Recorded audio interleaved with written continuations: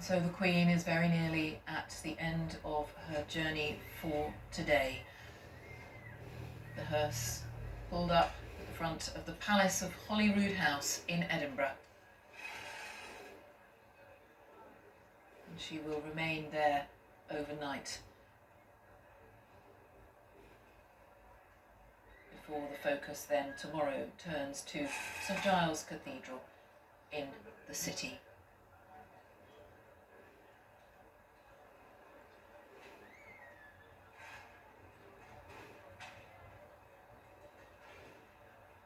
The coffin will be taken into the throne room inside Holyrood House.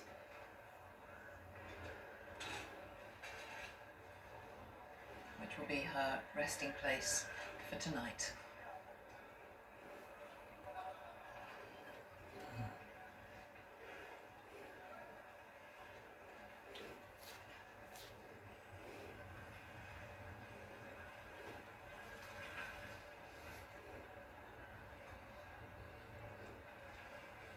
So quiet at Holyrood House.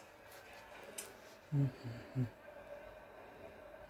my guests watching all of this today, this moment in history, as the Queen's coffin is taken inside.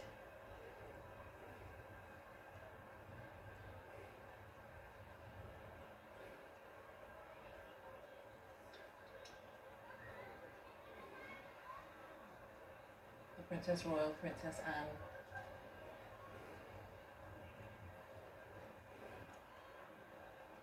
Prince Andrew and Prince Edward.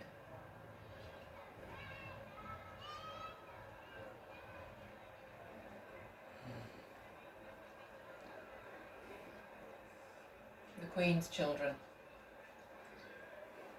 So she now has 3 of her children, with her and Prince Charles, King Charles, will come tomorrow. Yes, the Princess Royal and her husband made that journey with the cortege, staying with her mother throughout that final journey from Balmoral to Edinburgh. And now the Queen's 3 children there inside the Palace of Holyrood House, where the Queen will rest tonight.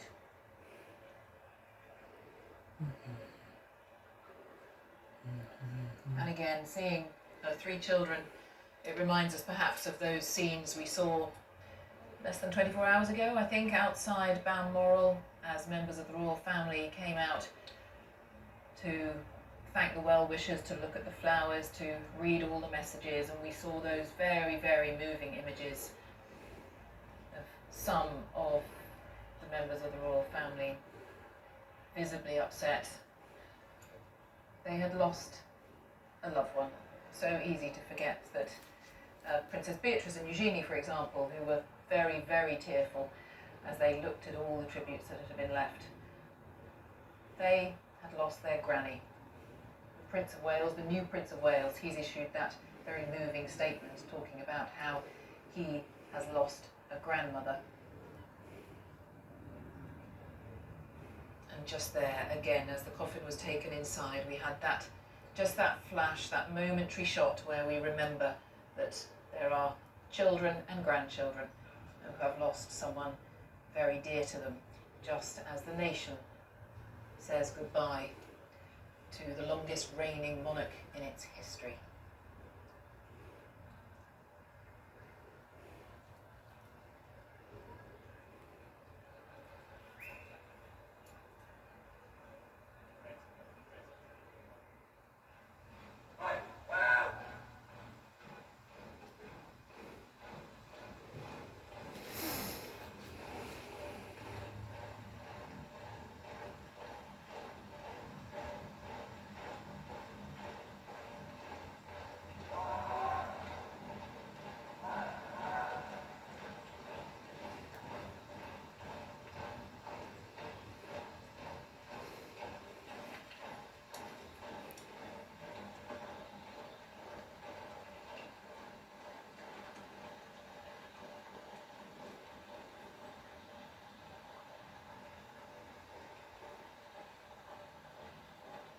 Robert Lacey, who's been with me here throughout the day. You have studied history, you write about royal history, but we have not seen these scenes before, and we may not again. Oh, yeah. Well, we certainly haven't seen them before, and I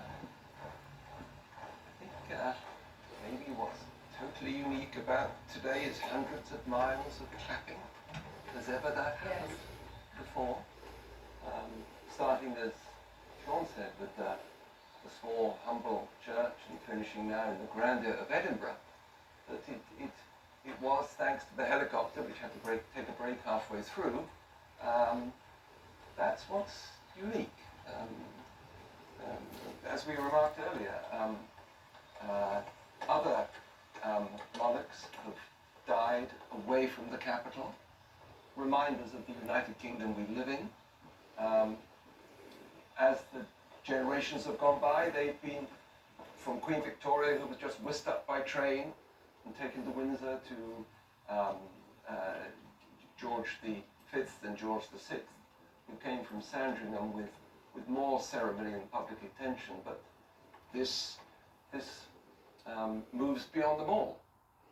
Every camera shot we saw, where we saw two images, what the camera was showing us and what all those upheld mobile phone screens were showing us too, which were in fact people's memories getting preserved that they will be taking home and looking at tonight.